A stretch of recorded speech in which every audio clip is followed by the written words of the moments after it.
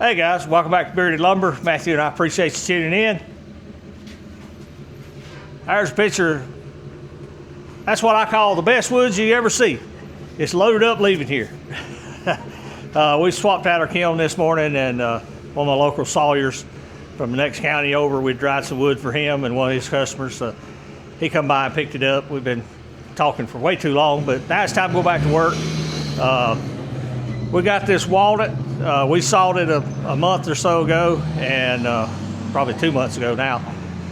We did a video on it. It had a very unique purpose for the customer, and today we're going to run it through our Grizzly planer. So come right back and get into what it is and what the customer intends on doing with it.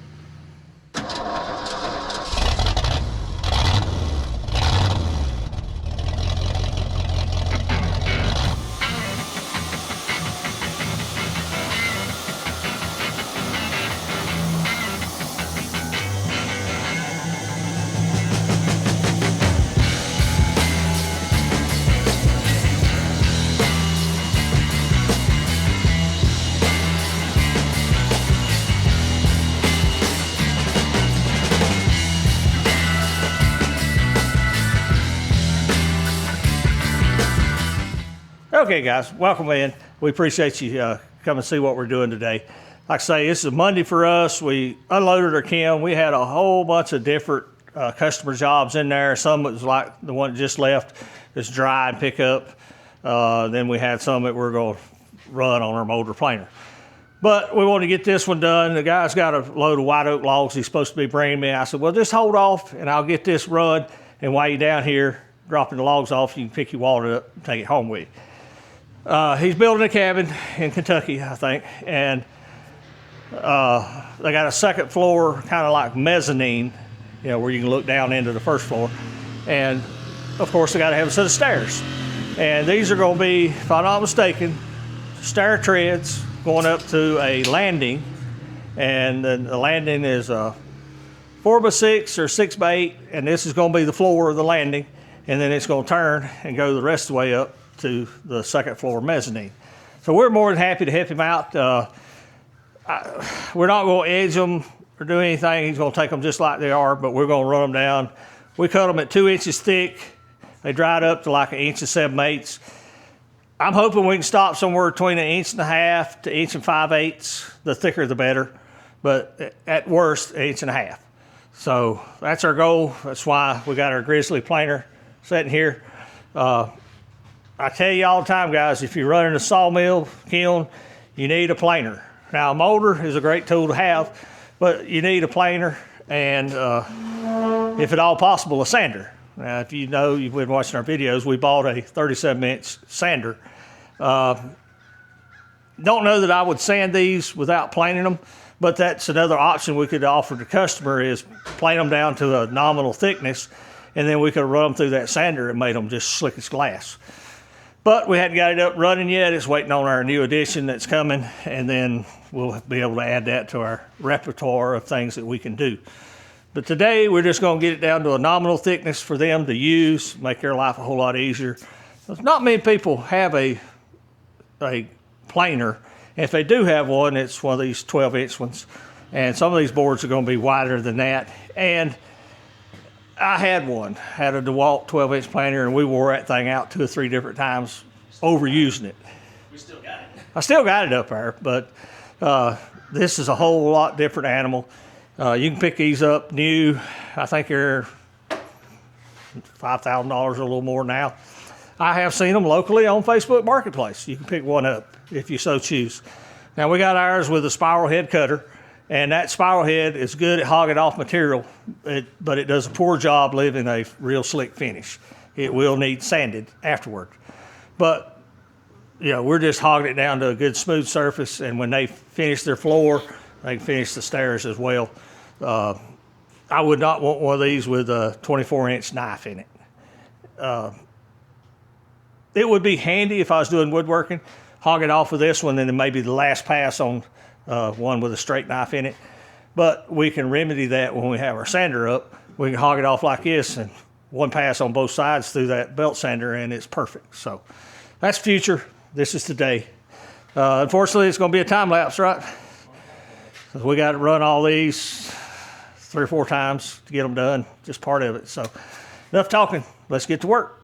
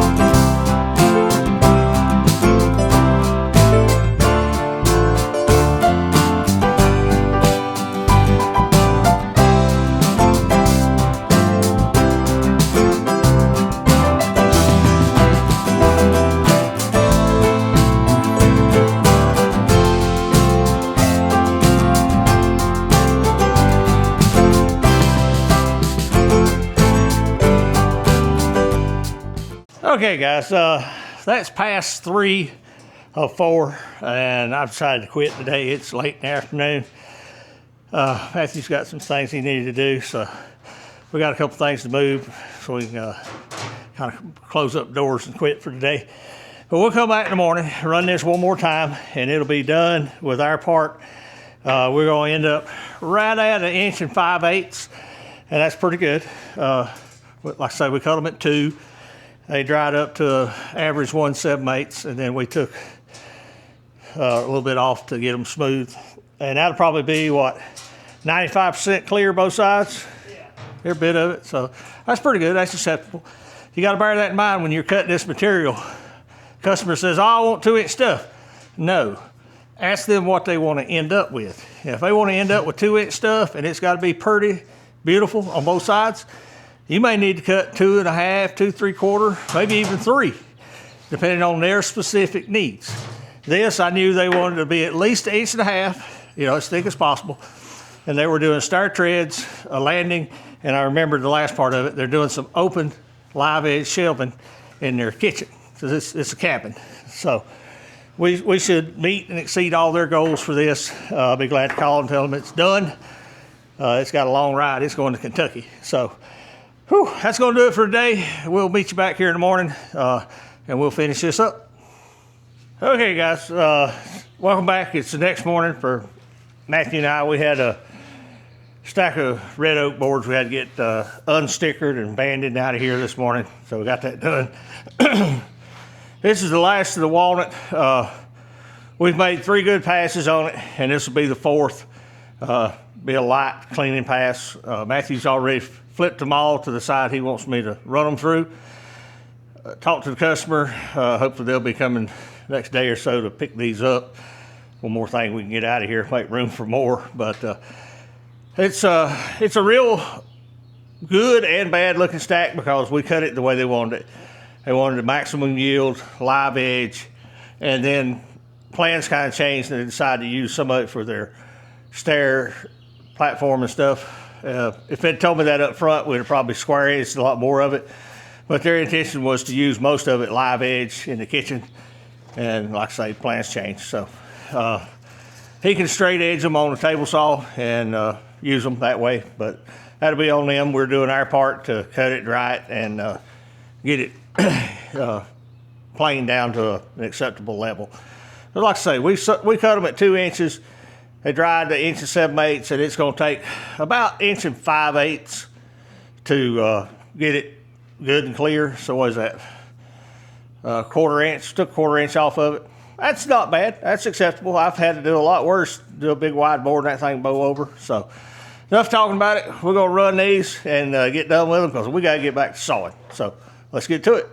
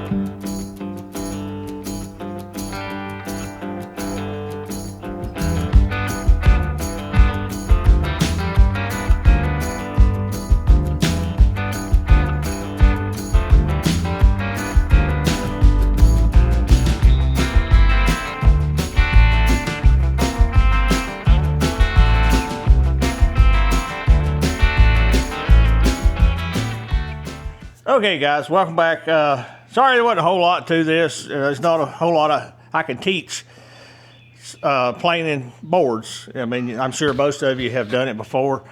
The purpose of the video is, you know, finishing up a customer's project.